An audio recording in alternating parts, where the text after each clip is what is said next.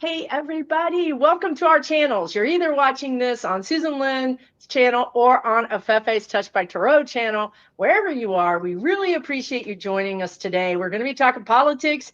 If you've never seen Afefe and I talk politics, you're in for a treat because we have a blast, but we also get it done. Right, Afefe? Yes, absolutely, absolutely. We try to keep the vibes light. It's a nice Saturday evening or Saturday afternoon for some of you. I'm on the East Coast, Susan's on the West Coast, and all of us are probably midpoints in between and maybe even outside of the states. But we come together and have a good time, even while we're dealing with some serious stuff. Ooh. But we make sure that we enjoy one another. So thank you for having me again, Susan. I appreciate it. You're welcome. Well, I'm on your channel too, so thank you for having me on your channel. If you guys aren't familiar with either one of us, please subscribe because we do politics, but we also do spirituality. And there's a lot that you can get from our wonderful community here on YouTube, right? Like, first of all, it was Mr. T that brought us all together. Frankly, he created this community and we have an amazing community of professional psychics and tarot readers and various types of readers here, and I'm happy to be in the community of it. So yes. All right, let's grab some questions, shall we? Yeah, let's do it. We know there's got to be some questions out there, right? Like, no shortage of stuff to talk about. I swear, I don't know. I think my spirit guides entered my brain a little earlier because I was just telling Afefe before we went live, like I'm gone, like my brain is gone. I hate when that happens. But there was a couple of funny things that happened that I wanted to talk about, and now my brain is vacant because they're in, most of it. And I don't know if they don't think it's funny or what. Yes, Afefe. How about now he's Mr. T or DT or whoever we're going to call him tonight. He swears up and down he does not drink, but I swear that man looked drunk stumbling up that red carpet yesterday. Did you all see that? He was like, it was like, dude, the carpet ain't but so wide. Like, what was that? That was hilarious, and then followed by for me, not sure how you all, love to hear how you feel. And you, Susan, he put that man in the beast to go for the spin. He put Putin in the beast to take it for a spin. Not ever happened. Not that. That's our national security. That's our national security. Susan Rice was like, what is happening right now? Like the national security people, their heads blew off of their shoulders when they saw that. But I think really, hopefully, we see Gavin Newsom has woken up, like he's duking it out. We need people like Susan Rice and these other people to just acknowledge, let's stop being surprised. I don't know why we're surprised, right, at this point. Yeah. Yeah, might have been. This is for entertainment purposes only, and only our thoughts and impressions. I'm just going to say, and allegedly apply that to everything we say from here on out. Yes, because things are getting a little rough around the edges here. So I just was going to say, one of the people in the chat said he was probably on some benzos, and I was like, I better preface that with some kind of thing to keep us out of jail. Supposedly, perhaps, right? Yeah, exactly. Supposedly, perhaps. Yep. Yeah, Old Silver says DC is out marching. How do you feel, Afefe, about the response of the people, whether they're in LA or DC or wherever? Do you feel like this is going to grow, or do you think this is what is your feeling about that? I think it's absolutely going to grow. And of course, we've got some of the organizations now that are becoming more and more 50501. And I understand they've got a big ta-da coming up for Labor Day. That's going to be like nationwide. We're going to see so much. And not only have we seen what's happening in DC, but I also saw today earlier people in New York were out, not just about because West Virginia, I don't know if you all heard this, West Virginia is sending National Guard now to DC. Yeah, West Virginia, Governor of West Virginia just jumped up and said, well, maybe you don't have enough, I'll send you some more. So that's ticking up. the resistance as well. But in addition to that, and I'm sure we're going to get into it a little bit tonight, I'd love to hear what your guys have with you, Susan. So a lot of us have been saying, we know Gavin Newsom has gone ahead and put things in motion, stopped waiting around to see what Texas was going to do, and put it in motion to get the redistricting. There are people, from what I understand, out in the streets of New York today saying, do it. Do it. Nice. Do it now. Stop waiting. Yes. Yes. I think I love that, because I was a little worried about the other Democratic governors. I didn't get a sense of an overwhelming sense anyway, that they were just as ready to go, as fired up and ready to go as Newsom was. Even honestly, maybe it doesn't matter, but Tim Walz's state, maybe his state is already blue. I don't know.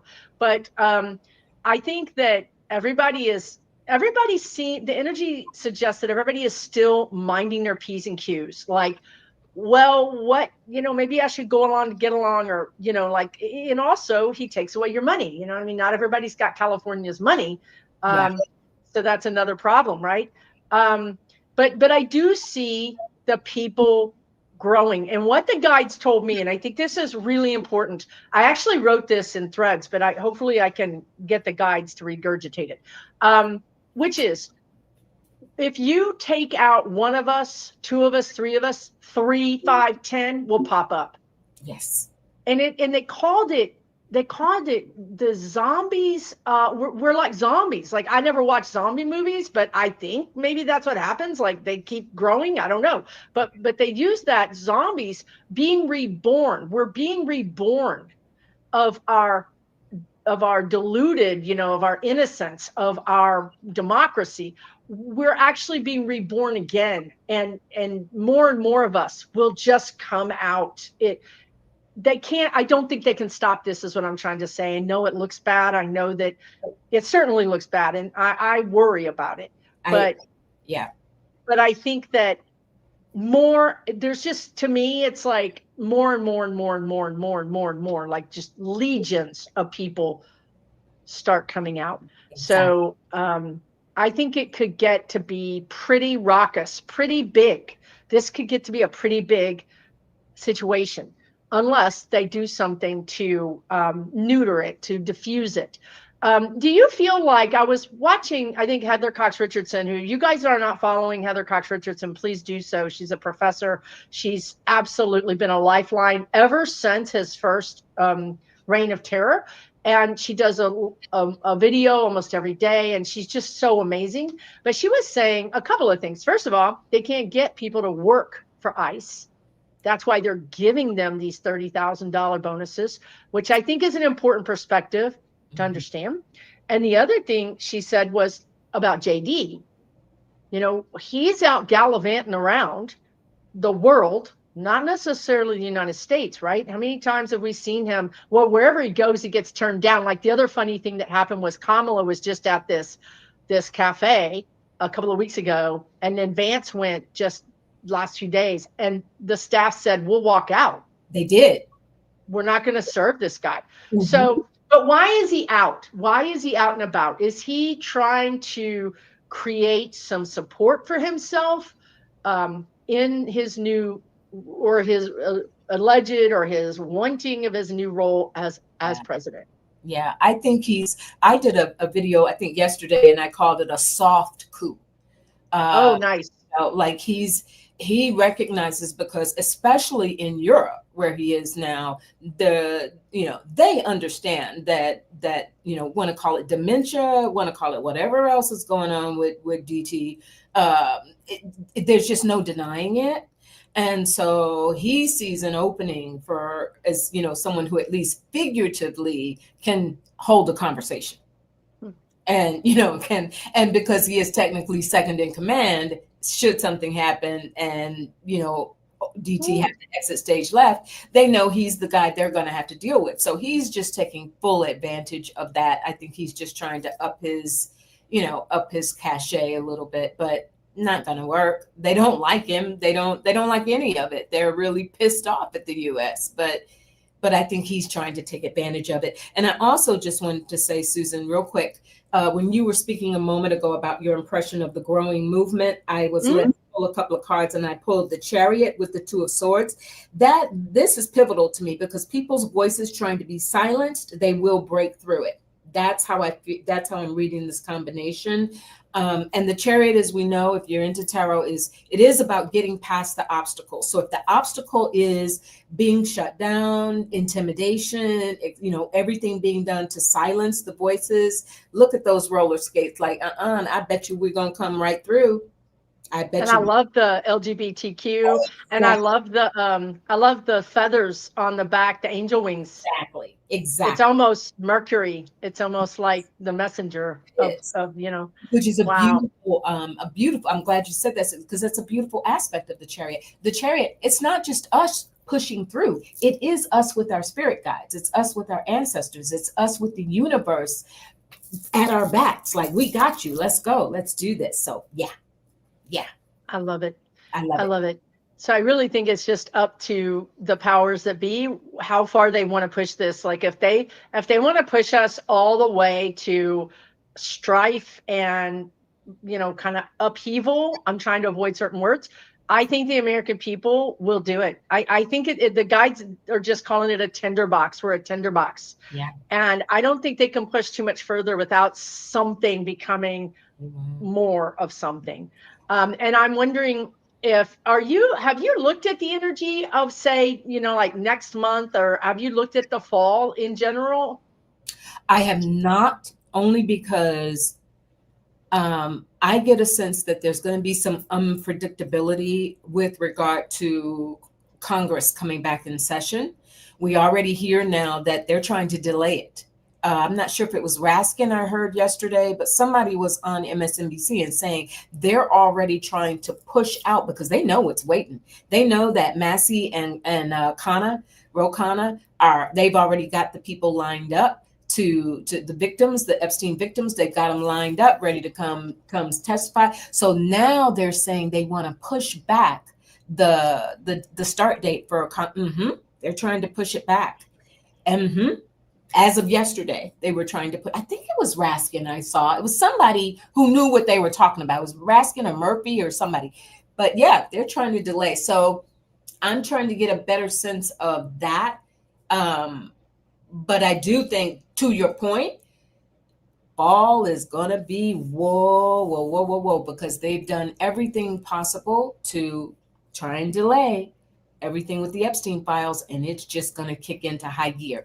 That, and I'll tell you all something else to watch out for. Susan, I'd love to hear what your guides give you on this. We know Louisiana pulled out an unbelievable one. The Fifth Circuit, one of the most conservative circuits in the nation, protected voters' rights out of the state of Louisiana, right? But where is it going now? Supreme Court. SCOTUS comes back in October. Voting rights. That's going to be. You getting the sense that they're going to tank it? I will tell you, yes. I'm with you. The energy is there. They want to do it. They want to take the voting rights away from women. Maybe even, I honestly, when I get salty, I'm like, please take voting rights away from non-white people so that we can just end this, because we would end it. It would be like, tomorrow at noon, it's going to be over. Like that, all of us. And I mean, like, maybe not 100%, but the majority of us would be in the streets, and we would shut this whole country down. So I do think that's what they want to do. They want to take away voting rights from women. They want to take away voting rights from whoever, chip away at the edges is what the guides are saying, like just pick on little subsets, or like, yeah, you're a woman, or yes, you're this, but this person can vote, but this subset of that person can't vote. They're picking away at our rights, right? Because they know if they just did it wholesale, the country would come undone. But the problem is, I think they know they're running out of time. They know that they don't have time to do this. They've got to smash and grab as much as they can. And so they're not going to pick away at it because they don't feel like they have the time to do that. So I really think they might do something like that. And I just know that that would cause almost a civil war of some kind. Or the guides last year kept talking about the troubles in Northern Ireland, which is basically like citizens becoming terrorists, if you will. So they kept telling me that, and I think if they keep pushing us, we're going to push back, and we're going to push back in whatever way we can. And Yeah. I think it's going to get very unfortunate is what's going to happen. But that's just me. Maybe I'm wrong. And I think that's hanging in the balance. I think that's why they're like, maybe we don't want to do this. Maybe we don't want to go all the way to the red line. Right, right. I think the administration is perfectly willing to go to the red line, and we've seen that even, when I say administration, of course, we know even, everybody around them, Bondi et al. They're willing to go to the red line.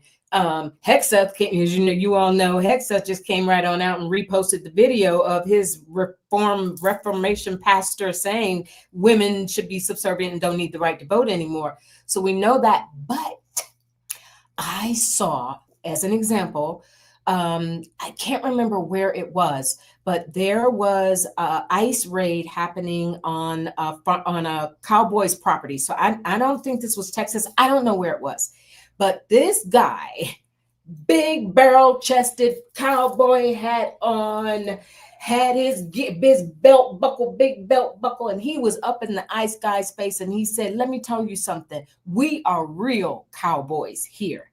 So if you want to come on this," he did like this. He said, "Let's do it." And the ICE agent went, "No, we're not here for that." And he said, "Then get the F off my property." Yes, and they did, and they backed off. I think we will see more of that, where bit by bit, the very people who they expected to get support from will Nice. be the very people who will say, "No, now you're intruding on my land, on my Right. property. You're in my backyard, not doing this with you." And you could see that guy was not joking around. He was like, you want to talk about a cowboy? And he had his guys in back of him, and they were all standing there looking like they were ready. They were ready to go. And the guy was like, that. And also to your point, Susan, when you said, as we know, ICE is out here trying to hire 18-year-olds who they're not trained in any. They're not going to go out there and tangle with the cowboys. I promise you that. No, no. So, No. Unfortunately, they're going to go out and pick on immigrants that are 5 foot tall, that are women, that they can pick up and carry. I saw a guy pick up and carry a woman off. yeah. But that is what I'm saying. Even that is going to become more perilous. Yeah. Because we all know what it's about now. Right. If that woman can make it to a cowboy's farm. Okay. I think the cowboy in the city slicker is going to come out. That's and right. The city slicker is going to walk over there and let's talk about the guy who actually worked at the Justice Department who threw his sandwich at ICE. I know. So the judge said, "This is crazy. What your guys are charging him with? It was a sandwich. Yes. He didn't throw a rock. He didn't throw a bat. He didn't throw a brick. He didn't throw a projectile. He threw a food. It's a food fight, right?" So even the judge was like, "Come on, y'all." So I think things are starting to rejigger. Things are starting to we're finding our new balance because God knows we've been thrown off. Yeah. Yeah. Okay. Susan, I keep seeing, and I knew this was coming today. Do you think that was Putin or a Putin double yesterday? Well, I think it was a Putin double because for one thing, you guys, I was a photographer for 25 years. I looked at people for 25 years. I mean, I had my business for probably 22, but I was a photographer. I've been a photographer since I was in the 11th grade. You notice things. You notice things about the way people walk. You notice people's teeth. You notice people smile. You notice if they smile or don't smile, if their eyes crinkle. You just notice things, right? And number one. Number two, Putin, it's very well known. It is absolutely not contested that he uses doubles. This is not a contested thing, number one. Number two, my guides reminded me, y'all remember the whole Princess Kate scenario not too long ago when she was actually absolutely proved that they used double. Absolutely proved. So you guys, there's there's a lot of this that goes around. So I don't think it was him. And another reason why is when you see pictures of Putin in his office, even his closest people sit very far away from him. Like, Mhm. he doesn't like people next to him.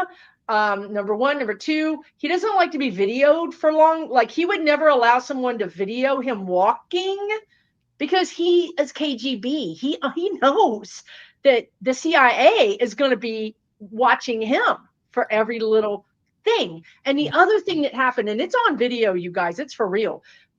This guy, whoever he was, he's walking down that tarmac and he reaches in his pocket like this, and he goes like this, and he goes like this to the camera. Well, not to the camera. The camera was filming it. I mean, he literally went like this, like, I got it. I'm like, Wow. WTF, you guys. So part of the problem is we go back all the way back to say 3 or 4 years ago when Biden, because he was the president, I said this all the time, our government wanted to fix this stuff without the people knowing, because if we knew, we would freak out. There's a word called ontological shock, which means I'm offline because I can't deal with what I just saw. We've Mhm. all experienced it when you find out your friend is cheating with your husband, or your family member stole from you, or something that happens that you're like, I can't, I, I can't, right? So this is what's happening with American people right now. In the past, the government said we're going to control this. We're going to fix this on the down low. We're going to use our ambassadors. We're going to use our CIA, our FBI. We're going to NSA. We're going to do this. This is what Biden did. He was a Scorpio. It's like a triple Scorpio. So he was like all beneath the surface. Well, now it's in front of us. The emperor has no clothes, and Yeah. we are not even talking about the fact. The only person who brought this up was Lev Parnas. Lev Parnas said, that ain't Putin. But Right. everybody else is acting like it is. And I think we really need to have we just need to ask more questions Yeah. all the way around. We need to not be afraid to ask questions instead of someone saying, you're a conspiracy theorist. Who cares? Call me Right. whatever you want. I want to ask questions. I want to have the conversation. That's interesting. That is interesting. I did pull the high priestess. When you started speaking, I was like, well, was it spirit? And I got the high priestess. That's Well, you didn't get the moon card though. So what is the high priestess? What do you think it means in this case? ruled by the moon, though. The high priestess is very tied to and ruled by the moon, and the high priestess has to do with secrets and sometimes things not being as they seem and needing to look beyond the surface, right? So, yeah, very very likely. I also found it super interesting that they hustled the heck off that stage. Like they were on there for 3.5 seconds and it was get out of there. Like the whole point was it was supposed to be a press conference, right? Mm-mm. They got off of that dog on stage. So I think it's possible. Now, I am seeing some questions in the chat. Susan, do you think he's alive? Putin? Do you think Well, he's I love Libby with Meister Tarot, and I respect her tremendously. She has been getting that he's not alive. Um, and I would say that I've had a change of heart about a couple of different things. Like, I thought I never really looked at Epstein, frankly, but I looked at him recently, and as a medium, I can't find him on the other side. Does that mean he's not hiding from me? Maybe, yes. But that's interesting. But then as far as Putin goes, I feel like he is, I hate to even say this stuff because I don't want to look like an idiot either, right? But I swear I think he might be dead. But here's the thing: you can't have your leader be dead and continue to wield power, right? right? So we have a Weekend at Bernie, whatever that is, movie, right? Like where he's in the corner, maybe he's on life support, maybe he's in a cryo tank. I don't know. Maybe he's really gone. I feel like he's close enough to dead. But I think that there's they need to hold the coalition together until they can get enough power to put somebody in his place. Otherwise, it's a power vacuum, and the guides have been talking about that. What do you think? I get it. And I absolutely, I pulled a couple of cards while you were talking. Look what came, the Hermit. And look at this particular depiction, do not disturb. Yeah, I think, Oh, I think he's a, he's in the cryo tank, y'all. He's in the fish tank. He's off somewhere, just they parked him and he's still calling some shots or whatever while they try and figure out what their next steps are going to be, because he came with the lovers. So there is this movement around him. And I also get he recognizes he is just teetering on absolute betrayal. Like there's something in there that says that he too realizes, just like DT, there's no one he can trust. And they would love nothing more than him to go ahead and cross the heck over. Right. But they need it. It's like a controlled demolition is what the guides are saying. Yeah. You can't have somebody who was such a powerful figure disappear, because then it's a free for all, right? It's chaos. It's a power vacuum. It's meat. It's the same thing with 45. Yeah. So, it's a controlled demise. They need to move him out of the way and put the right people in place, and then that's going to affect Ukraine. Honestly, it's going to totally affect Ukraine, and we understand Volodymyr Zelensky is supposed to be here on Monday to meet with old boy in the Oval. So that's going to be real interesting. Is JD going to be back in time for that? I don't think so. I don't think so, unless I'm getting no, unless he changes his schedule. And that's another thing, Afefe. Have you not noticed, like, wherever DJT is, he's gone. Like, Vance is in another state or another country. Like, he couldn't be far enough away. Yeah.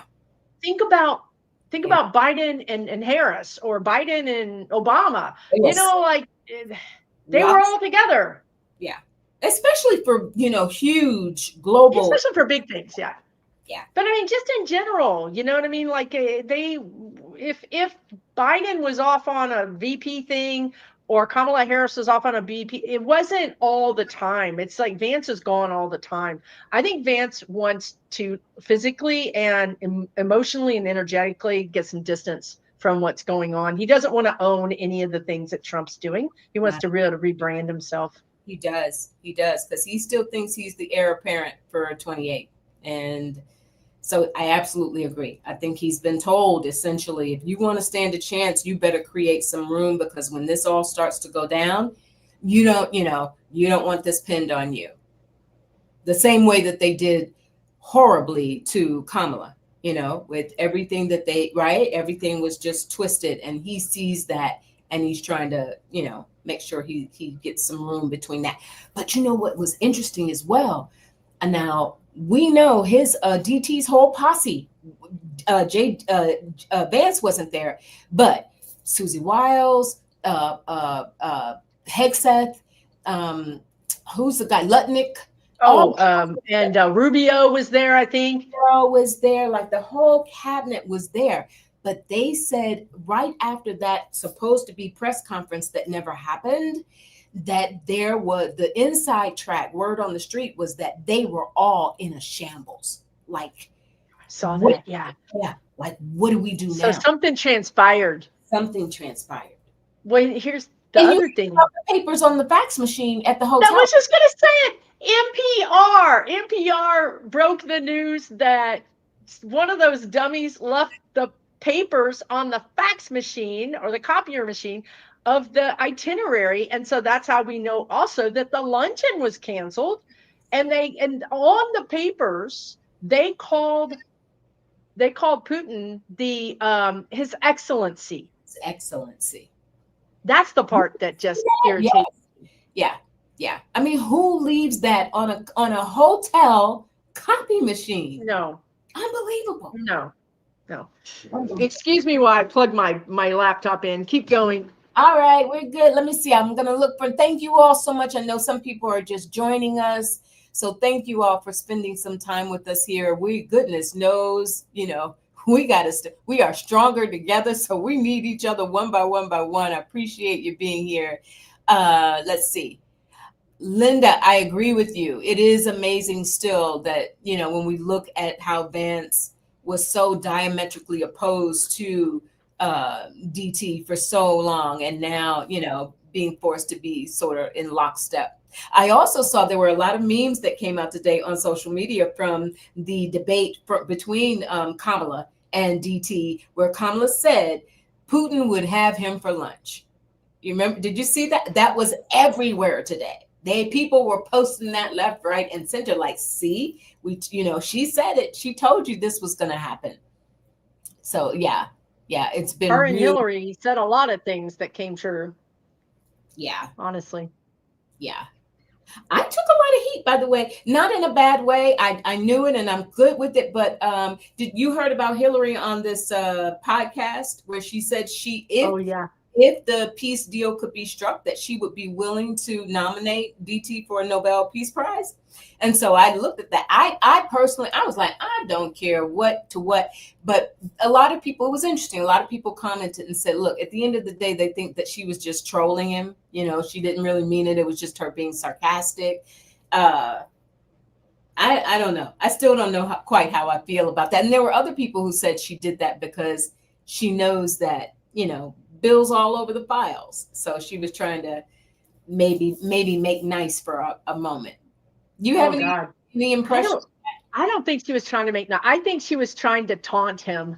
I think she was trying to say, I think she was trying to frame it too. Like, let's frame this. If you're a real leader, if you're a real world leader, you do this, then you do deserve it, right? Like, I think Hillary can be very strategic, right? Like, but that begs the question. It begs the question, even if she is strategic, even if he did do it, and I'd still be upset about that. I mean, I get it, but maybe she's a bigger person than me. I don't know. I don't know what it is, but that would still upset me because he would actually do it by accident. Like, it would actually happen by some kind of accident thing that happened, Right. Yeah. But I think she also knows that he's never going to do it. That's a safe bet. Oh yeah, she knew that would never ever happen.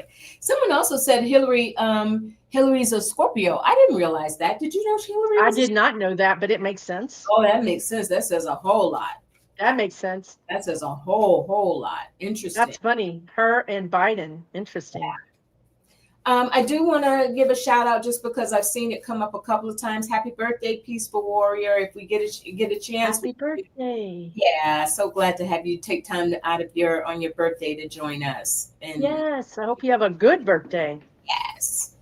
Wishing you many, many, many, many returns, happy returns, healthy, safe returns. Absolutely. Yeah. Absolutely. And you asked for a card. I did pull one for you, and you got the Lovers, and I shuffled. So wow. Yeah. All right. Nice. Peaceful Warrior. All right. Yeah. Oh, look, you all are so beautiful. And the timeline is lighting up with the birthday wishes. That is so lovely. And whoever has a birthday today, yesterday, tomorrow, happy birthday to you too. Happy birthday. To anyone, for sure. Yeah, that is so sweet. You all are just amazing. I'm telling you, this community is what's kept us alive, I think, actually, in some ways. Kept us functioning anyway. Thank you, Rose Blue. That's so nice of you. So let's talk about weather for a second. Do you mind? Because I feel like I am getting that there's going to be some kind of weather event on the East Coast. I'm not sure. It feels like water to me. It feels like water and wind. It could be a hurricane. There is a hurricane, Aaron. I think Aaron is coming. Aaron. I don't know if this is the one, but I'm just telling you, I feel like a flood in New York City, DC, but perhaps kind of up that coastal where South Carolina, North Carolina, Virginia, all the way up to that, maybe even as far as Vermont or Nova Scotia. Are you feeling anything about any kind of weather event in that area? Well, I pulled the Wheel of Fortune as you said that.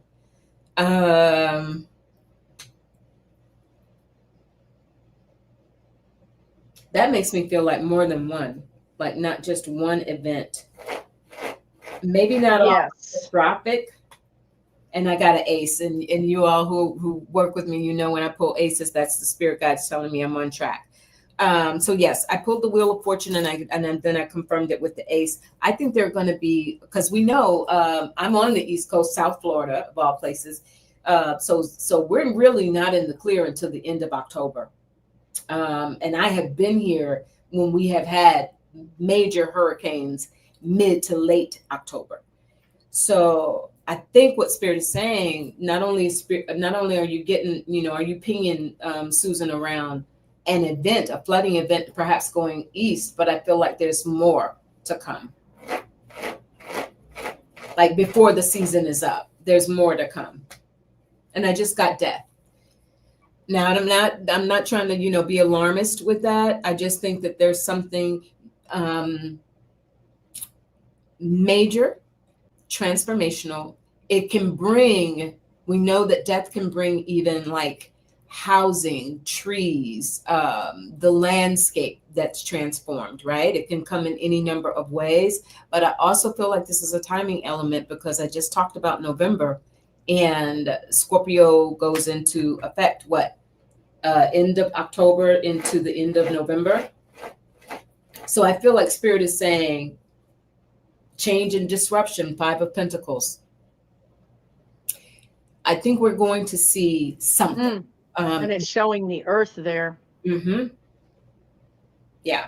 I think we could get some interesting, and not everything has to turn into a hurricane. To your point, Susan, what you were getting from the guides around flooding, it could be tropical storms, extremely heavy rain events. It doesn't have to be catastrophic.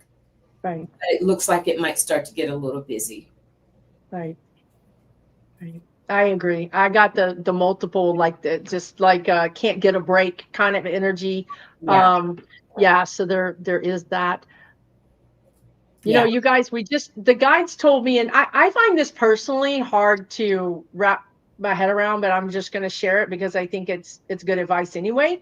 And they said, if we could change our thinking to from the words, if we have a fire, an earthquake, a flood, a tornado, we change it to when. If you start thinking when, then you're going to prepare. You're gonna go from that gamble. And I lived on the Gulf Coast for many decades, so I get it. Every year it was a gamble. I'm gonna just bet on the odds that I don't have to do it this year.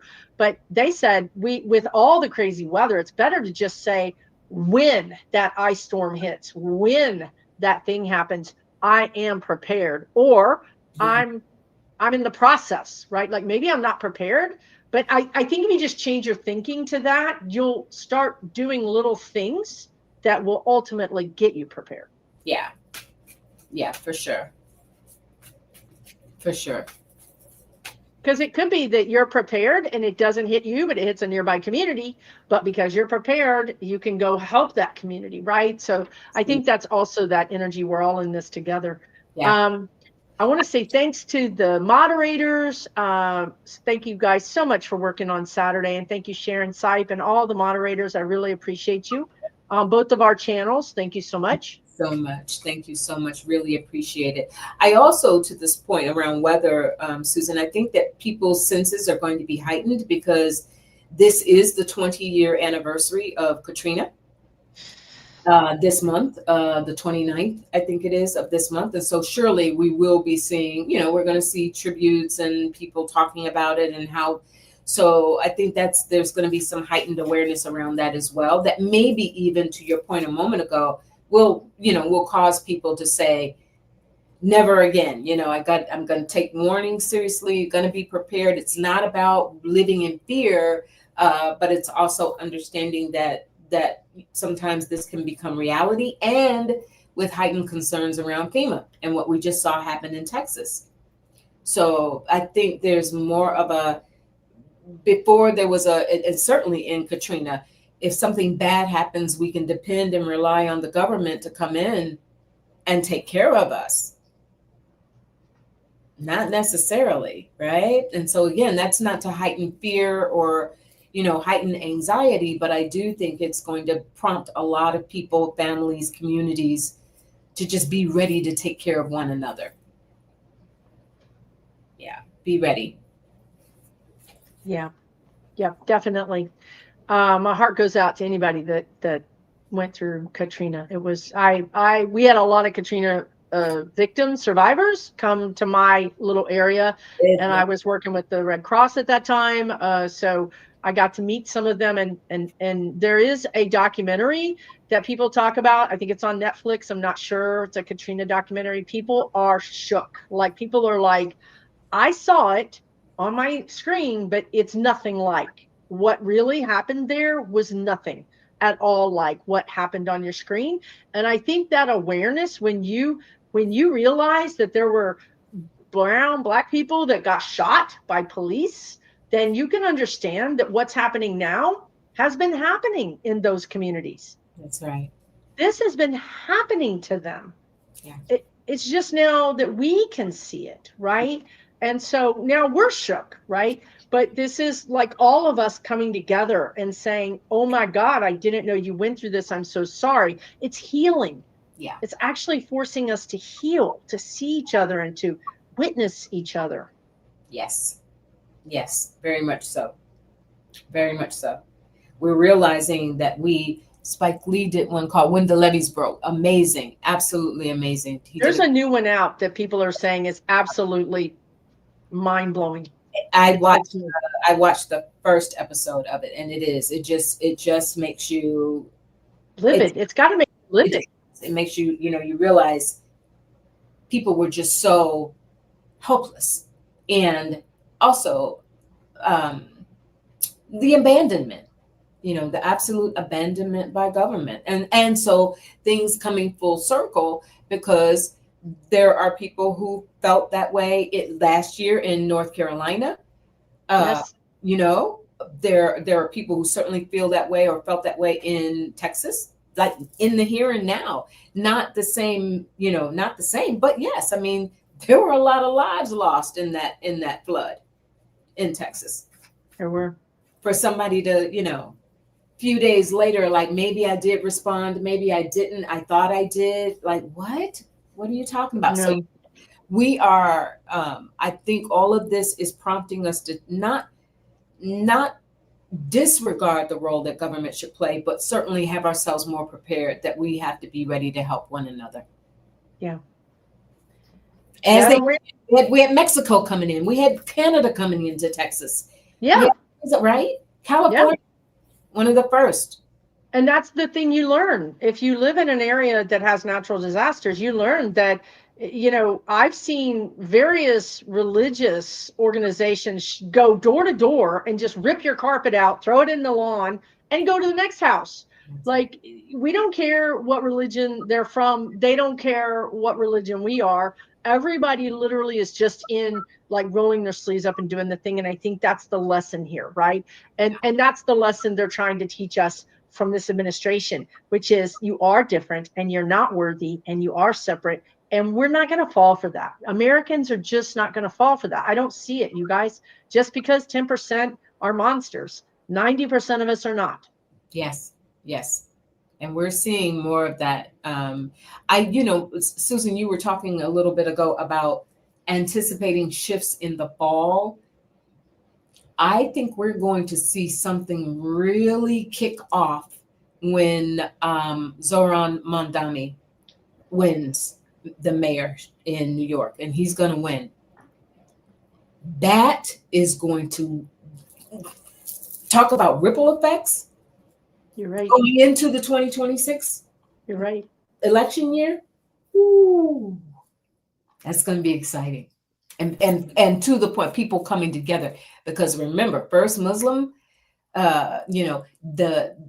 remembering as well that a lot came out after the primary, that he did not necessarily perform well with Blacks who were being pulled more by Cuomo. Not anymore. He has gotten on the ground. His campaign team, they've gotten on the ground. He's been in Harlem. He's been all throughout New York. His support is growing. And I think that's going to be a model of some sort. What do you think, Susan, for candidates throughout the country going into the midterms? Like, they're looking. I think he scares the living daylights out of a lot of Democrats, not Republicans. I think he really scares. Well, I'm sure he scared Cuomo, because I think Cuomo thought he had that sewn up, right? And he was like, wait, what just happened, right? But I think that this Mandami is a cautionary tale for people like Chuck Schumer, maybe people that are a little bit more staid or more conservative, because Mandami's like a little bit like Tim Walz in a sense that I'm here to do a job. That's right. I'm here to do a job. I'm going to do this job. I'm going to do it to the best of my ability. I'm working for you. I'm not working for that money. And that's the fresh air we need. And the big difference, I think, is that we're now able to see it. Like in the past, I don't think we really understood how important that was. Or maybe we glorified people that were in with the big CEOs because we glorified the big CEOs and we glorified that money. But now we're like, we hate those CEOs. We don't want anything to do with them. And we're glorifying the underdog, right? So yeah, I think this is a seismic, like you're saying, ripple effect. I think this is going to have such a huge effect on us. Anytime you get a phone call from Barack Obama, did you hear about that? No, what happened? Barack Obama called Mandami and had a conversation with him like, dude, I'm loving it. Oh, nice. And there were probably a lot of other things, said. But like Barack Obama doesn't just haul off and sit down and call. No, he doesn't. Anybody. No. But yes, he's called and expressed and openly endorsed and expressed his support for his candidacy, for making room for younger and more progressive candidates like him. And he gave him a lot of good little tidbits about how to proceed. So meanwhile, don't get me started. And I hope my New Yorkers out there won't get upset with me. I take a little heat from this, but like, where is Hakeem Jeffries, Mr. Brooklyn, who has yet to endorse, who has yet to say a doggone thing in favor of Zoran? What? No, I just think the energy has moved past him. I mean, if you compare him to Newsom, and I've had my problems with Newsom, I've got a whole video on how I didn't like Newsom, and I'm standing here saying that I think Newsom is fantastic when his sort of his rhetorical gun is pointed in the right direction. If you line him up and say, this is the target, he is fantastic.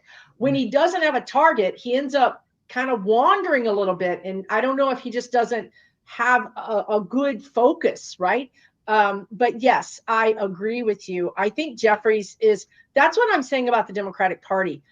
I feel like between now and say even February, we're going to kind of separate into two camps. And I think some people are going to still be in that sort of conservative. We've got to work within the lines. We've got to work with, I'm not going to be in that camp. I'm not saying that you're right or I'm wrong. I'm going to lean towards, even Newsom said, I'm going to do this redistricting, but I'm going to let the people vote. That's right. Number one. And number two, it's triggered by Texas. If Texas doesn't redistrict, we don't redistrict. Yeah, if it was me, I'd be like, no, we redistricting anyway. We're doing this thing. Like, if the people say we need to redistrict, I wouldn't base it on a trigger of Texas actions. So these are things we're working out. We've never been here before. Yeah. Meaning also the senators and reps have never been here before. Right. They're all playing by an old playbook. And guess what? We aren't. We're on the front line. We're the ones who are changing our minds, our hearts, and our souls. And these people are not catching up. They're just not aware. Yeah. Or maybe they don't care. And that's also going to be a problem. What do you think about that? I think you're right. But I think, again, talking about this shifting tide. So just to use Cuomo as an example, Cuomo thought he had it in the bag. He had the black vote. He had the establishment. He had the money. He had the, he had blah, blah, blah, blah. Watch me get, and remember after the primary, the DC contingent tried to come after him and paint him as, it was going to be, just take down the city and nobody was going to be able to do business there. And he's consistently overcome that because of the groundswell of support from coming out of the Cuomo camp. So I think it's going to replicate, to your point. You're going to see, as the Democrats have to continue to have this reckoning, you're going to see more people who are going to start to say, okay, you know what, then you all go right ahead. I've got to go over here where I can see and I can get excited and I can see some change about to happen this thing about being, always wanting to be nice and always wanting to,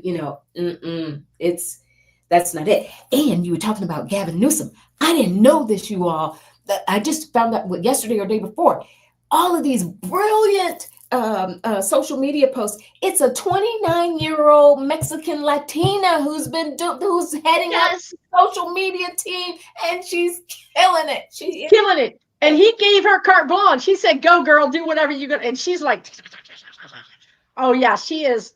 Look, and we talk about Jasmine Crockett. She's another one who's like, "I'm not playing nice here. This is serious, right?"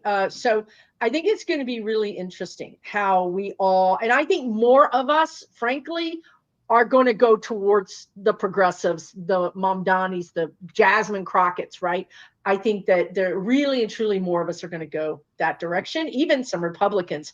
I just want to say real quickly, Peaceful Warrior, you're so sweet. You're not supposed to give us a birthday gift. You're supposed to take that $5 and buy yourself something. Thank you so much. It's so kind of you to do that. You're so sweet. It's so interesting. I just think all this is going to backfire on them terribly. I think that if you side with the conservative, or you try to tell us we're overreacting, or you try to tell us it's not that bad, or we're handling it, don't worry, we're not going to hear that. Like we're living it. We're living it in our lives, and they are so distant. Yeah, they don't live like us. You were just talking about Jasmine Crockett. Did you hear that she came out and said that DT was Putin's hoe? She called him hoe, not whore, not whore. Oh, H-O. Her H-O, ho, said. That woman. Okay, let's talk about her. Let's talk about her for a minute, because let's say they do. Do you see her winning? Because I do. Like if there's a slim possibility that she loses, I would give it 10%. We're pretty far out.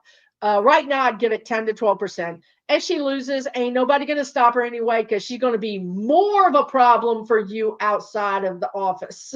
So I feel like I see a lot of Republicans coming to vote for her because of her realness and her has a grasp of the reality of what's happening. She can speak to it, and she wants to help people. She really does. And there is no stopping her. So even in terms of the last that I saw, you all can correct me, or Susan, if you know, the last that I saw, there was a lot of concern, of course, because of the redistricting, if that was going to eliminate her seat, essentially, and force her out. But so based on her residence, from the last I read, based on her residence, she has said that if necessary, she would run in another district. Like whatever her district is, she will run in that district. And I think she'll win. There's no stopping her. I just pulled the Hierophant for her. Yeah, I love what you keep saying. There's no stopping her. That's the point, you guys. If they stop her in one direction, she's going to go in. She's like water. She's going to find her way. So I'm not even worried about her at all, actually.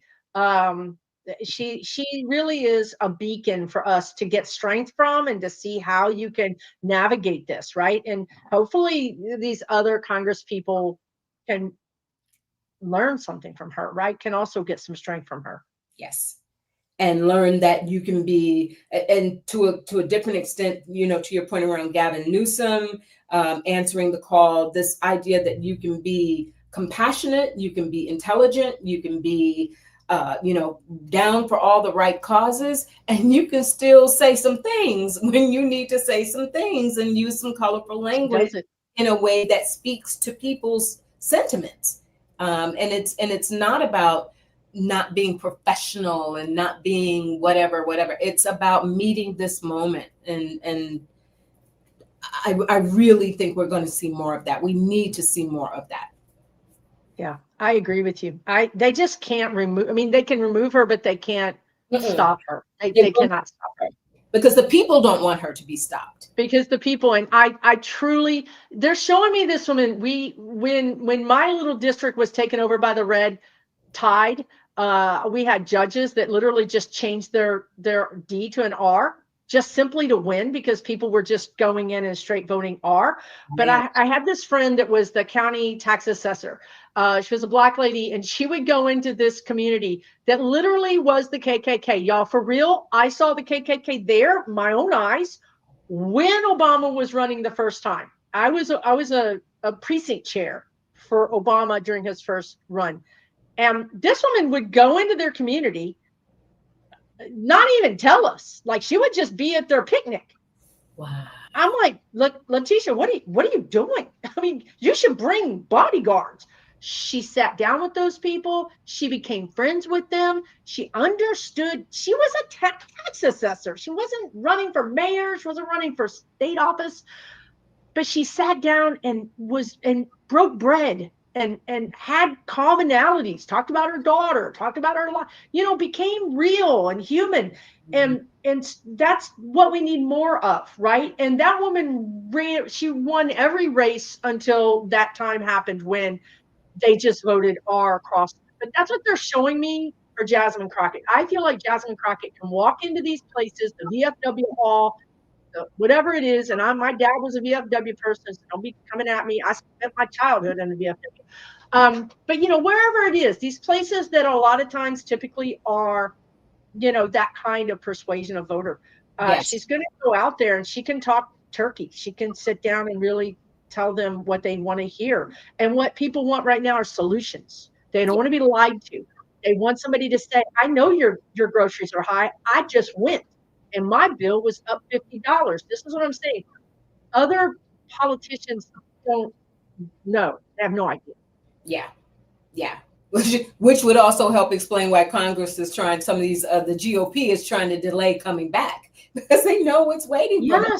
They ran for their lives. The House, Mike John, they ran for their lives. And now they don't want to come back. And now they don't want to come back because they already know. They know what's about to happen. They know what's waiting for them. Because you said Massey and Ro Khanna are, Massey is a Republican that nobody should have nothing in common with, but Jasmine Crockett says, I trust this guy. We're on the same page when it comes to this big bill. And when it comes to some of these things, we're on the same page, which blows my mind. And that's why Jasmine Crockett is in office and I'm not, because I have a hard time with that. But Jasmine Crockett understands sometimes I have to, dance with the person who brought me, as we say in the South, right? So those two people are gathering some support to do what, do you think? To impeachment articles, to what? Well, right now, their objective, they're saying, is to absolutely get the release of the Epstein files. And they're joining forces. We're still talking about Massey and Ro Khanna, right?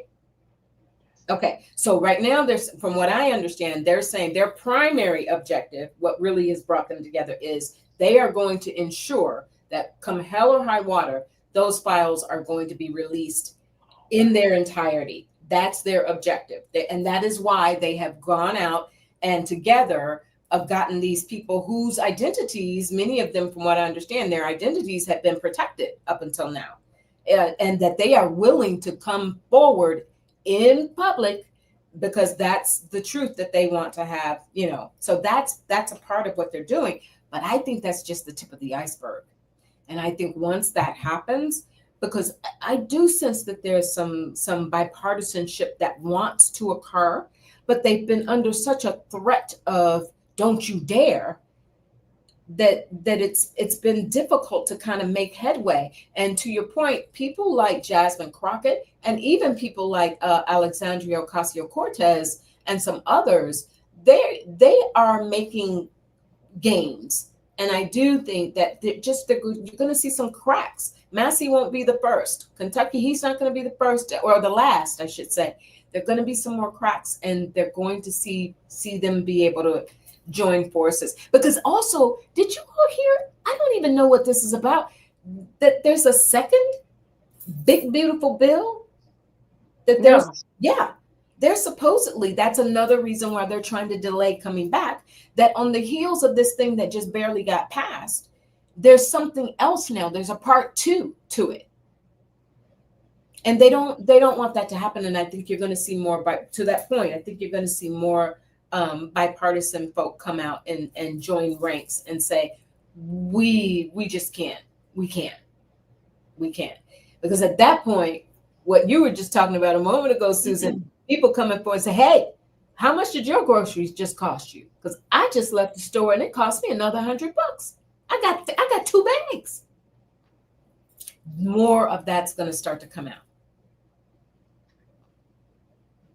And the people know that's not truth, right? They're not being told the truth. They can see jobs or, employment is going up, groceries are going up, and this guy is saying they're not. And that cognitive dissonance is going to start breaking their brains, and then they're going to get real mad. I want to interrupt our show just for a second. I think I just saw Linda G recently, but I didn't know this. But let's pray for Linda G. Just her daughter posted that she's getting a scan tomorrow. Because the lab work is bad. Okay, I didn't know that. I mean, my heart goes out to her. We certainly will keep her in our prayers. Thank you for telling us, strong little mama. Wow, I didn't know that. We'll definitely lift her up. This energy is hard on us, you guys. It's hard on all of us. So yeah, we want to support each other. I didn't know that. Thank you for telling me. Yeah, definitely. I can't do a prayer. I'm in politics energy. It's like, for me to do a prayer right now, I would be like wearing dirty, nasty clothes into my house. Like I personally just don't feel like I can do a prayer in the middle of politics. I just can't. But I will be praying for her, and I encourage everyone to do so if that's something that you're moved by. Yeah. Oh, scan is next week. Okay. Well, thank you so much. I didn't know that. Yeah. Anything else, you guys? Were you pulling some cards on something? I was on Linda G as you were saying that. So first of all, I'm getting she would not want that to happen in this context, in this forum. Her what she recognizes and feels, because she is energetically open. And she understands the community. She feels the energy from the community. So what I'm getting, because I'll tell you why I got that 2 of Swords back. She doesn't need that, okay. But she does need.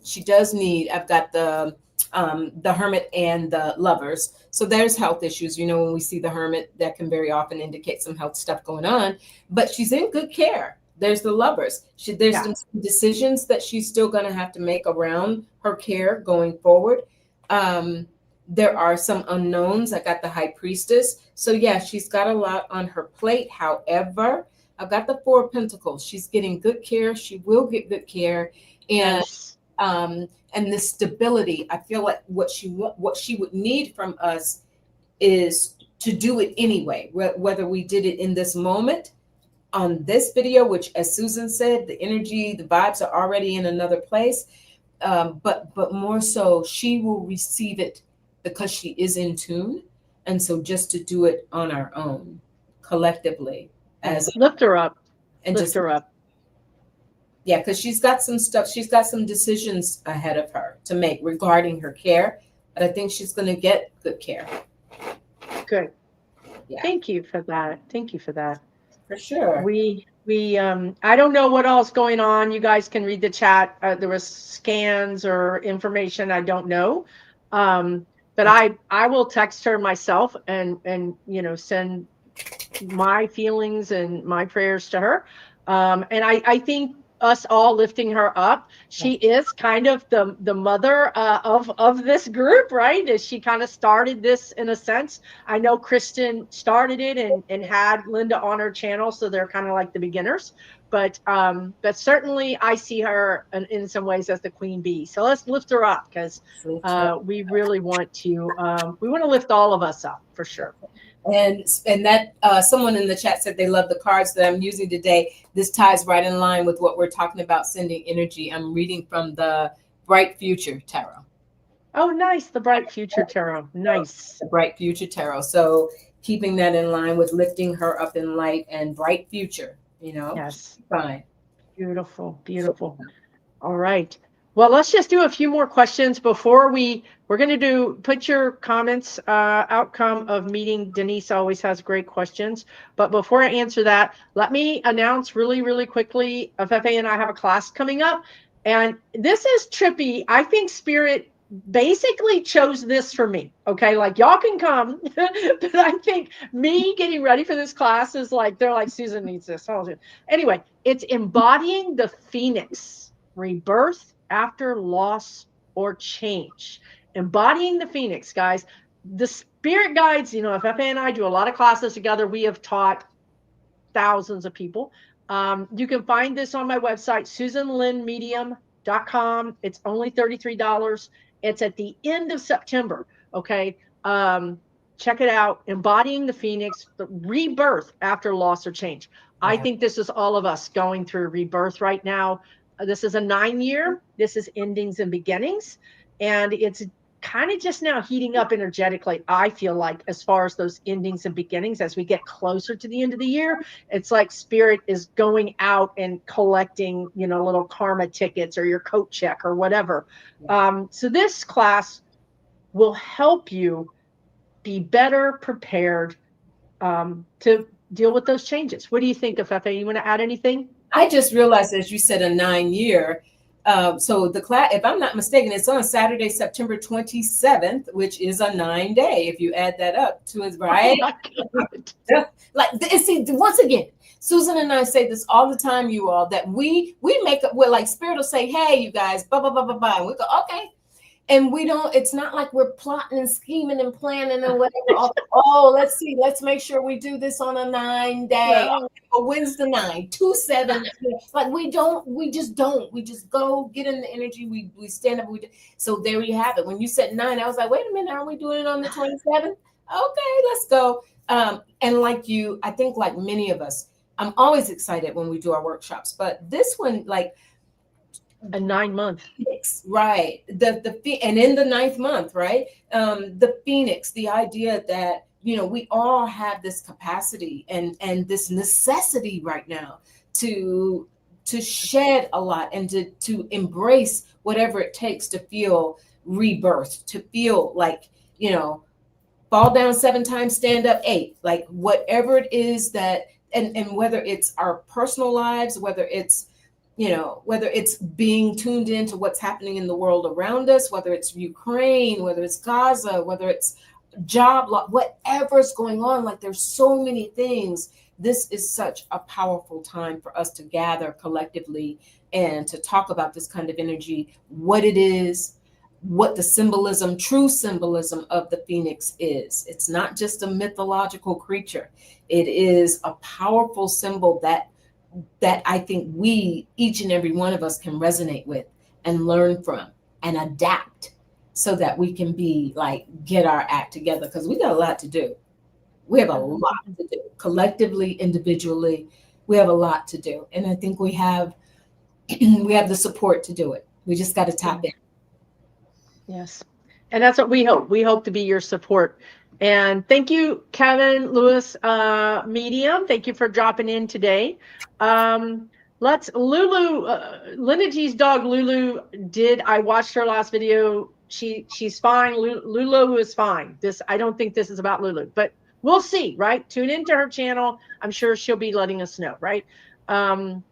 Let's talk about what Denise G wants to know, what is the outcome between 45 and Zelensky on Monday?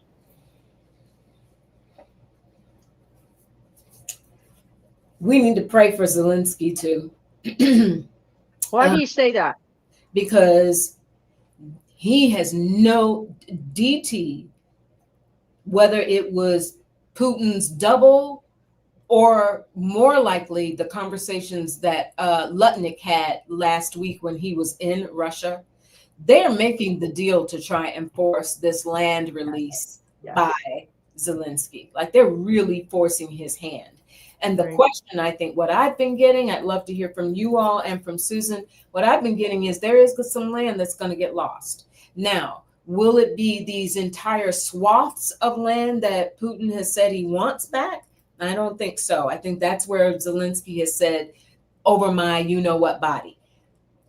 But he's being brought to Denise's point.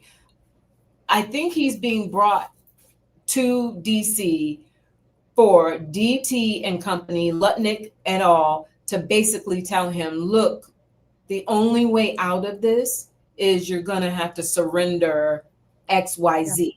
And I think the bargaining chip that they may use, which Zelensky has said all along, is if there's land that is lost, we need some assurances security-wise that we won't be sitting ducks for them to just try and take more.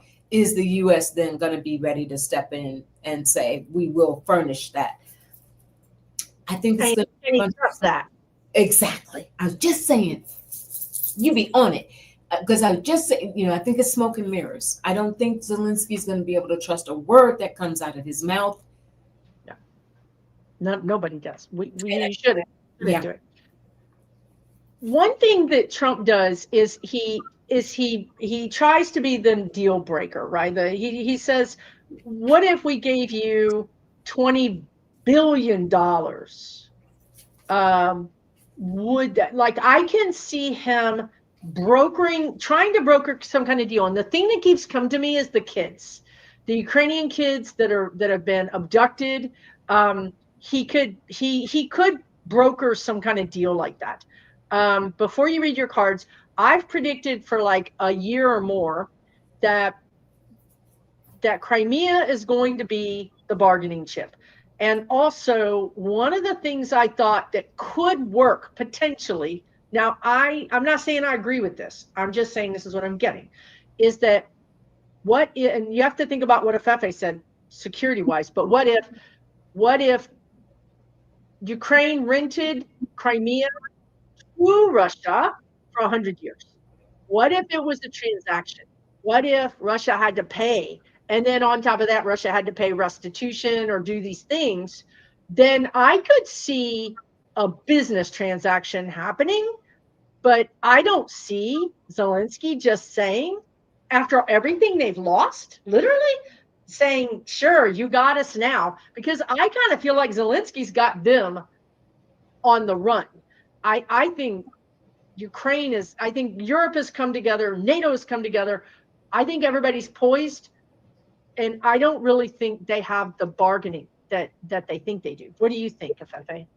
I think financially, that's on point. I just think that manpower wise, because Europe, as we know, and NATO, as we know, so supposedly they made the agreement with the U.S. to buy these weapons and furnish the weapons, but it's still a question of manpower and increasing and maintaining their manpower to continue to fight back. As we know, on the flip side, you got the Koreans, the North Koreans, they're helping them. They're sending troops. They're sending people, which is people. So I think that could be maybe the next frontier for Zelensky in order to maintain, his momentum. Is he's not just the financial support and the weapons, but he's also going to need the people. His people have been so decimated. And to your point as well, I wanted to mention this in case some of you hadn't heard. Talk about, the height of hypocrisy here. You were talking about the children, that Ukrainian children who have been taken, and that is going to have to be a part of the discussion. Did you all hear that supposedly, allegedly, for entertainment purposes only, Melania sent a letter by way of DT for this summit yesterday to hand over to Putin or Putin's double on behalf of the Ukrainian children? Is that what that was about? It was on behalf of the kids? I'm ready to switch from water to wine. Oh, I just heard there was a letter. I didn't know that it was on. Yeah, this is too much for me. I mean, it's too much. It's just too much. Supposedly she went on to this, something has to be done here because this with the Ukrainian children just cannot. Oh, no. Yeah, no. Okay. No, I can't. I would not be. I'm telling y'all, I'd be in prison. Like, I would just be in prison. For real, straight up. Yeah. Yeah, exactly. Exactly. So let me ask you this question, because I think this is an angle we have left out.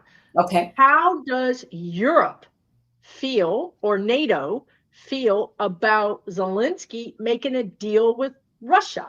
Because you talked about, here Ukraine needs security, assurances. Well, I think Poland does too. I think Finland does too. I think a lot of these other countries do as well. If Zelensky folds, that doesn't fare well for them. No, no.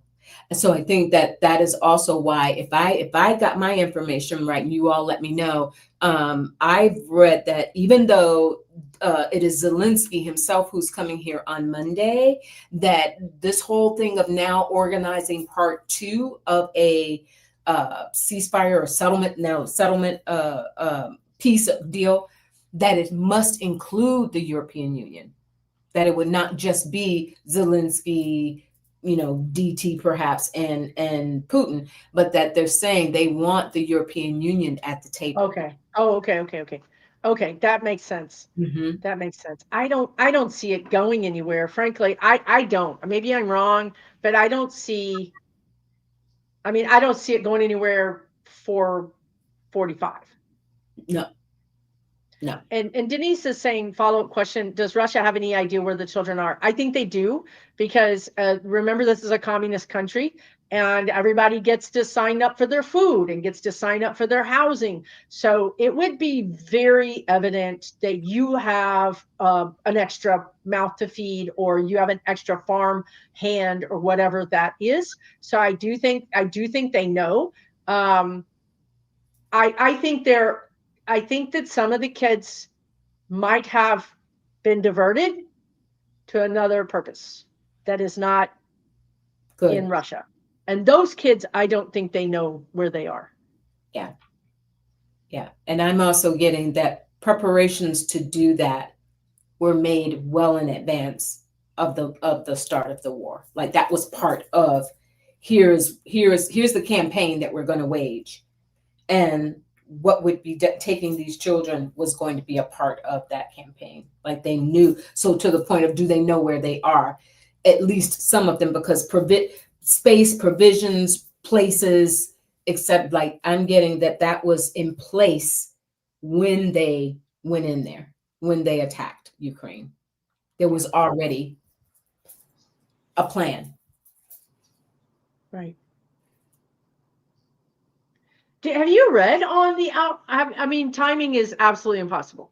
But have you read on the outcome of the Ukraine war, or the energy around the Ukraine war in the fall? I haven't read on it in timing in the fall. Every time I've read on it, I've just seen some sort of relinquishment of land. That there will be some sort of land that they're going to take back. I just don't see it as what they're trying to get. Right. But I do see, but I don't know about timing. Right. So the other thing that we talked about earlier was Putin's demise. Mm-hmm. And I really think if it hasn't, he is, because the guides gave me that in a very specific way. That's going to affect Ukraine. And so let's say that you have a new leader that would come out, and that person might be someone like, we talk about Vance touring around Europe, right? Trying to get on the good side of the Europeans. If Russia has a new leader, that the Europeans, NATO might decide that, hey, okay, this person is operating in good faith because we don't know otherwise, right? And they might make a deal. I just keep seeing you, Crimea. I know they want the Donetsk. I read about this a long time ago. It's all that area along the border there. But for some reason, they want Crimea. It's another port. It's a special place, an important port. But it's also an important port for Ukraine. Ukraine is the breadbasket of Europe. Did you guys know that? Like, they supply so much of Europe with wheat and grains. Yeah. So I don't know. There could be some kind of sharing, maybe some. I don't know. I don't know how this is going to end up. I just know, the one thing I know is I see Ukraine being rebuilt. I see it being a high-tech city. I see it being skyscrapers, just super high tech, and being kind of almost a financial country, like almost like, the financial hub of Europe. So we talked about the Phoenix earlier. I've always said that about Ukraine. They are the Phoenix that are going to rise out of the ashes. I've said it from the very beginning. The guides have been right about everything that's happened in Ukraine except for the timing. So I think they're going to come out of it. But Susan, to your point, you just said a moment ago, and that ties in. You said that perhaps a part of this negotiation from Trump's end could be financial incentives. So if in fact there were, we will help you rebuild. We will bring in and make this investment, or even from the EU as well, in addition to the United States. So because if we did, but we will do it as an investment. We know that he'd never do it to just here. We want to see you do better.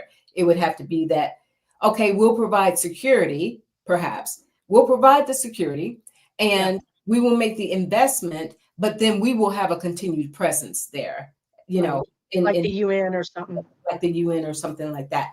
So I think that ties in really well with what you were getting, the guidance that you got before around that financial incentive being a part of what has to happen to ultimately broker a deal. I just don't know that Russia has any money. The thing that I saw a long time ago was the thing that's going to implode Russia is the people, much like us, right? Yeah. The people are going to say, we can't get any food. We can't afford anything. They're going to revolt. The people are going to revolt. And the insiders, it's hard to get information on Russia and China, but the insiders are saying this is starting to happen. So, perhaps there's money that Putin has that this new leader will get that the country doesn't have, Yeah, I don't think the money's coming from Russia. I'm saying I think DT is going to go and make. Oh, God have mercy. Pitch. I think you're right. Right? That's going to be part of his pitch. You do this, maybe of that whole swath of land. Just give them that one little piece over there to make. That's what they want. Let's just give them that one little piece. You'll still have all of that. We will come in and help protect you to have. Are you saying we like America? We like America. Like Trump is going to go over there and write a blank check. But it's our investment. Please understand that it's our investment. So we own in that, like he does. Art of the deal. We're your landlord. We're your landlord. We're your co-ally, whatever. But ultimately, we're your landlord. This is our investment that we're making in, and we're willing to do that so you can have your skyscrapers and you can have most of that swath of land. This is wrong. I mean, it's so wrong.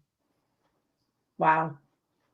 And that makes sense because that's what he's doing with this. There's a company that he's saying, you're going to tithe to the American government. You're going to give us like 20%, like one of the chip makers. You're going to give us 20%. NVIDIA. That's what he did with NVIDIA. You're going to give because he thinks that the American government bank account is his. So I can see him going to Ukraine and going, have I got a deal for you? Here's what's going to happen. You're going to sign this. You're going to sign this. We're going to make all the money from all the sky. We're going to rebuild it. Oh God. But you get to keep your country. You get to keep your country. It almost makes kind of sense in a very weird Machiavellian way. Yeah. Somebody said loan sharks. Exactly. Yeah, like loan sharks. Yeah, that's what they are. They're mobsters, right? Exactly. Holy cow, y'all.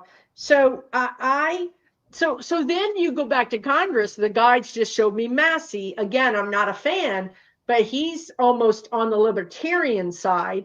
And he's going to be like, not only no, but right. He's not going to allow this to happen.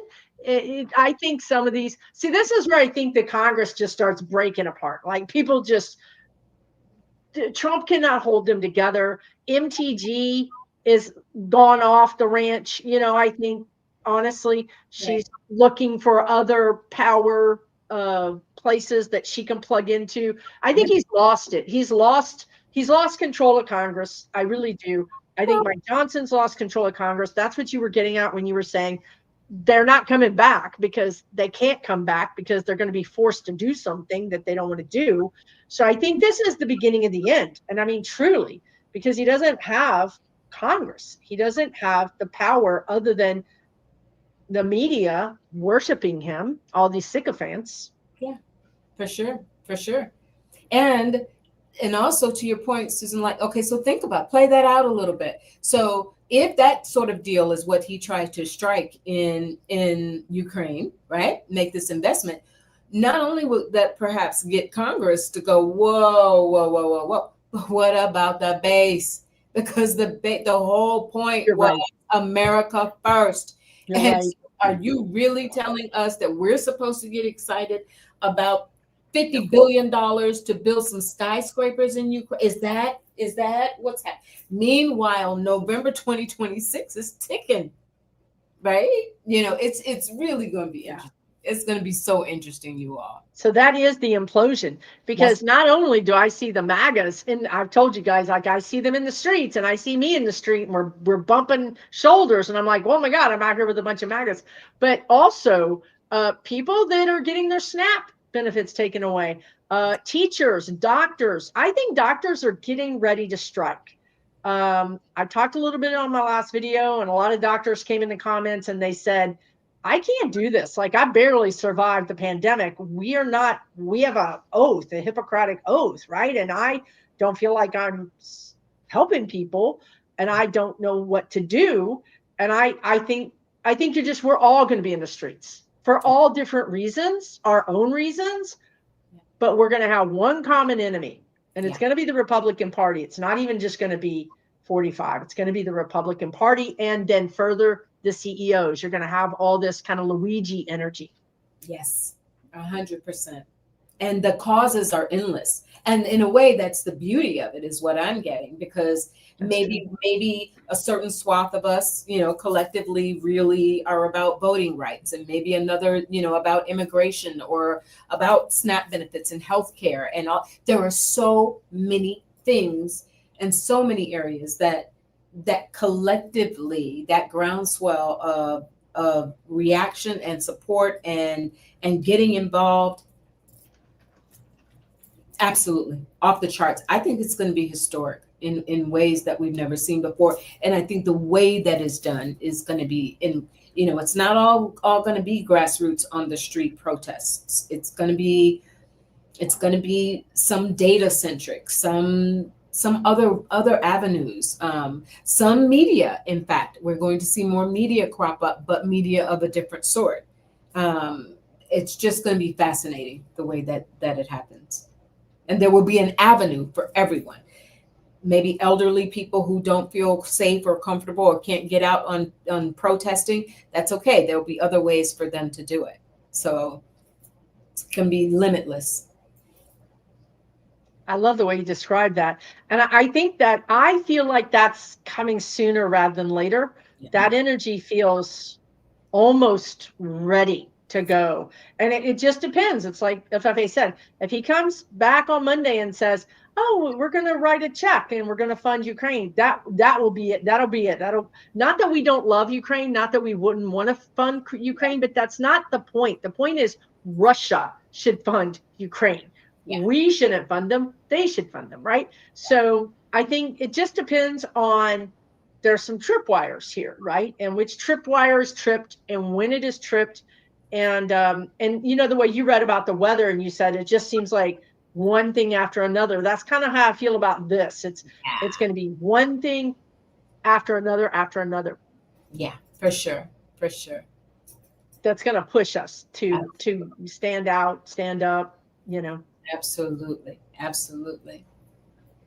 Have a great birthday, Peaceful Warrior, and everybody else take really good care. I hope you guys enjoyed this. I really appreciate being on here with Afefe. Trump wires, exactly. Don't forget, we have a class coming up. You can learn about it on my website, susanlynnmedium.com. But check out Afefe's channel if you're not familiar with her. It's Touched by Tarot. here on YouTube, and she has a great membership as well, which I'm a member of. I love her membership actually, and I know a little bit about memberships because I have memberships. I have an online community as well, where we have democracy dialogue. People can come and talk about politics in a safe place off of Meta, completely separate. So yeah, there's a lot of things that for every price point. This is free, right? Afefe's membership is very reasonable. I think it's $2.99, right? Minus $12. I mean, there's different price points. You can plug and play and support each other. I really appreciate you guys showing up today. Hope you're having a good Saturday and a good weekend. Thank you so much. Thank you so much. It's been amazing. And thank you again for being, these are just some of the most beautiful, compassionate, smart, just engaged, like couldn't ask for more. Like, this isn't work, to show up and do this with you all. This isn't work. This is a joy. This is a privilege. This is good. I come away with my soul fed. I think I can speak for Susan with that. Me too. No, me too. Because it's community. We're all in a community. We're all sharing. I can feel the love from you guys. I can feel the grace, right? I hope you can feel it from us as well. Yes, absolutely. Thank you so much. And have a good rest of your weekend. Please check out that class. That's one, like we always bring our, we always do our thing together. People call us the dynamic duo, but we're amped up for this one. As they say, this is personal. It's important. It's the rebirth of our identity. We're not going to be, you guys, our country's not going to be the same, right? It's not. The media is not going to be the same. I don't think what the guides were telling me earlier is as we go into 2026, it's almost like we're breathing different air. Yeah. It's like you can't go into 2026 as the same person. It's not going to happen. So, and sometimes, like I'm not great with change. Sometimes that's hard for me. So reason this class is so important at $33 is because we're going to help you. We're going to really help you get some skills and some knowledge about what's going on with you, open up some avenues within yourself so you can kind of see how this is showing up in your life, right? And deal with it better. Because I don't know about you, but I want to go into 2026 like I own it. Yeah. I want to walk into 2026 like I'm ready. Yeah. I've been through hell in 2025. I've learned things, I've accepted things, and I'm ready. I don't want to go into 2026 being drugged by 2026. That's my game plan anyway. What do you think of that? Ditto, and ditto. Yeah. Now I tend to be a little more. I love change. I'm adaptable. My name, Afefe, means the wind, right? I love change, but sometimes I'm a person who, and Susan knows this, but I'm a person who, like, I'll jump off the cliff and then think, wait, did I check my bungee cord? Like, did I wait a minute, so I am learning. But you always land on your feet, always land on my feet and trust that. But I'm also learning to be more intentional and more aware of the steps that I make. And this is just energy. One of the things that I think makes us good teachers, or anyone that I've even learned from, is you can't teach what you don't know. Yeah. Really. You haven't experienced. You haven't experienced it. And people understand authenticity. And I think that's probably one of the things that we always hear most from feedback from people who take our classes, is there's just this sense of authenticity. And it's because we're living it. But living it as people who are also healers and working in the space of, on the one hand, living the life, and on the other hand, working a spirit, in spirit. It's a dynamic, and it's a privilege, and it's something that makes us want to give it back to you, and want to bring that experience to help you, just as we are learning on our path. So it's worth it. It's well worth it. We hope you can make it. Yeah, it's our soul path. It's all of our soul path to be on this video today. So in whatever way you felt community, or you felt that you had friends, or that you had a just even someone that like, oh my God, I feel the same way. Sometimes you just need that. So we appreciate you. Thank you so very much. Thank you so much. Really appreciate you tremendously. Take really good care of yourselves, you guys. We're getting ready to go through sort of the rapids, you know, like the whitewater rapids. So this is a time where you want to just take some deep breaths and just know you're going to just float through it, right? So just take really, really good care. And thank you so much, Afefe. Take really, really good care of yourself as well. You too. You too. Always. Always. Got to. All right, All everybody. right, everybody. Thank We'll you. see you soon. Take good care. Bye, everybody. Take good care.